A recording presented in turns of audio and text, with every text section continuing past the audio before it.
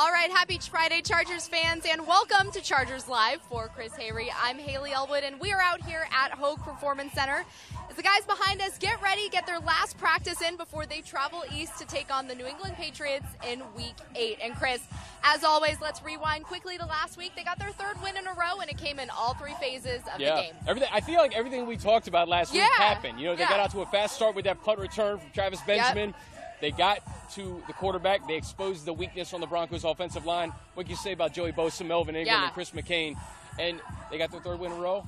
They shut out the Broncos. And what can you say? We're going to New England now for 4 in a row. It's pretty great. And the good thing also, too, was that game was one that head coach Anthony Lynn said needed to be won on special teams. Drew Kaiser, man, he came through in the clutch in that game. That was the best punt I've ever seen. The 69-yard punt that literally landed on, like, the 1-inch line. Yeah, and Austin Eckler, right place, right time. It was awesome. Yeah. It was awesome. Yeah, special teams was great. And, again, we'll get into Travis Benjamin in a bit. Well, what can you say about his performance? I mean, incredible. Like, the guy was just incredible. He showed that speed, that electricity kind of, you know, he was brought on this team to do, and he came through. Yeah, that's the guy that I think impressed me the most because he started with that 65-yard punt return for a touchdown.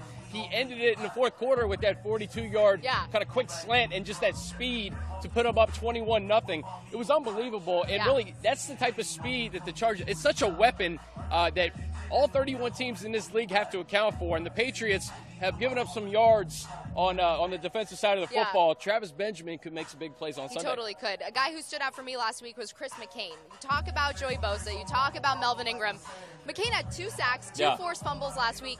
He's quickly coming on. He has now become a force to be reckoned with on this defense. And like you quickly alluded, it wasn't just any sort of defensive performance. It was a shutout. It was a shutout. And the Broncos had not been shut out since 1992. 25 years. So that's quite the accomplishment. And I think, again, it all started up front on the defensive side of the ball with Bosa and Ingram. They're going to need a similar performance up in Foxborough against Tom Brady, one of the best to ever do it. So, let's get to that because this is a pretty great matchup. Defending Super Bowl champion New England Patriots. That offense obviously starts and stops with Tom Brady. Yes. The guy's 40 years old, but besides his age, not much has changed. He's still playing at a very high level. How do you defend him? You got to pressure him. Yeah. You got to hit him. But I talked to Ben Volen from the Boston Globe on our podcast this week. I suggest you guys check it out. It was really good when Dan Fouts was on there, and Ben Volen gave some great insight from the Patriots' perspective. And he said with Brady, age is just a number to him. It is. He's seen it all, done it all. You're not going to surprise him with anything. So that's why it's so important for these guys to get pressure on him. But if there is a blueprint on Tom Brady, I go back to Super Bowl 42 against the New York Giants where they got pressure with 4 and this Chargers defense with Bosa and Ingram, McCain coming on, even getting Natachu back, another guy who can get to the quarterback. If they can get to Brady with 4, you could be in good shape. He's been sacked 18 times this year, which is more than all of last season. Yeah, which is pretty incredible. And talking to Gus Bradley this week, guys in the locker room, you know, Brady's a guy, he's seen everything. So how do you kind of change it up and, like, throw him off his game a little bit? Well, that's the thing I talked to Ben Volen about. You really can't because he has seen everything. It's easier said than done. But it's easier said than done. But the Chargers have the personnel to do so. And not only are the guys playing well up front, the secondary, Trevor Williams, Casey Hayward, those guys have played really well in the back end because, you know, when you have a good pass rush, it makes it a little bit easier on the back end.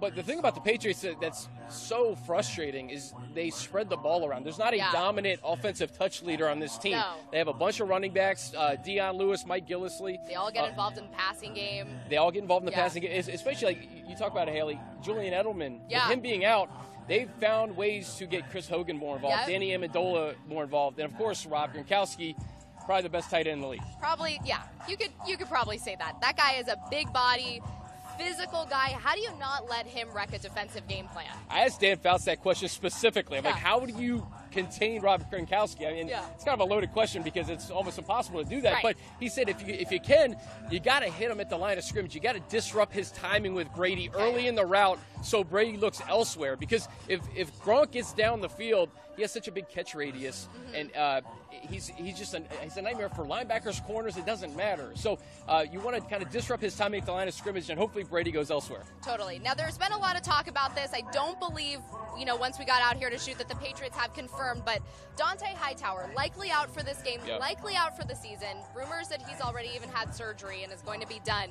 The loss of him, though, how big is that for the Chargers offense? It's very big because the Patriots have actually played pretty well on defense the last 3 games. They've given up a ton of yards through the air, but the last 3 games, both the Chargers and the Patriots, Haley, have given up 12.7 points per game the last 3 games.